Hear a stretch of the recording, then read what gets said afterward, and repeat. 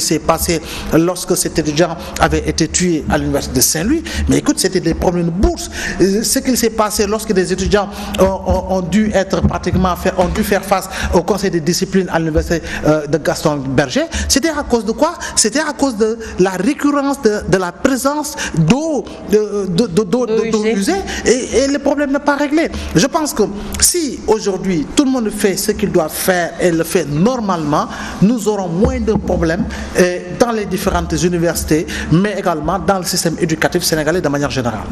En tout cas, alors c'est ce que réclame tout le monde pour une bonne marche, quoi qu'on dise, de l'enseignement supérieur. Mais tout à fait. Mais je l'ai dit tout à l'heure, parce que tout ce qu'Ablaye a dit, ça se résume aux questions de choix politiques et choix stratégiques dont je parlais tout à l'heure. Volonté politique. Volonté politique, c'est ça. Mais également, il y a un autre fait, que l'on dise la vérité aux Sénégalais.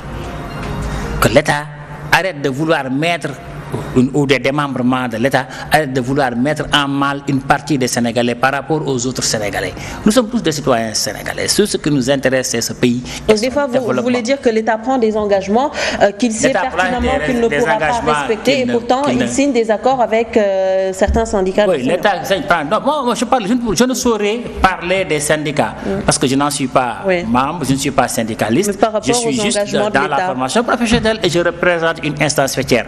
Mais ce que je dis, c'est que l'on dise la vérité aux Sénégalais. Parce que quand souvent, moi, je suis choqué souvent de voir des représentants du peuple, des députés, de voir souvent des ministres ou de hauts responsables politiques qui sortent pour dire que l'État a épongé la dette qu'il devait aux établissements privés supérieurs. Mais je suis désolé, c'est tout sauf la vérité.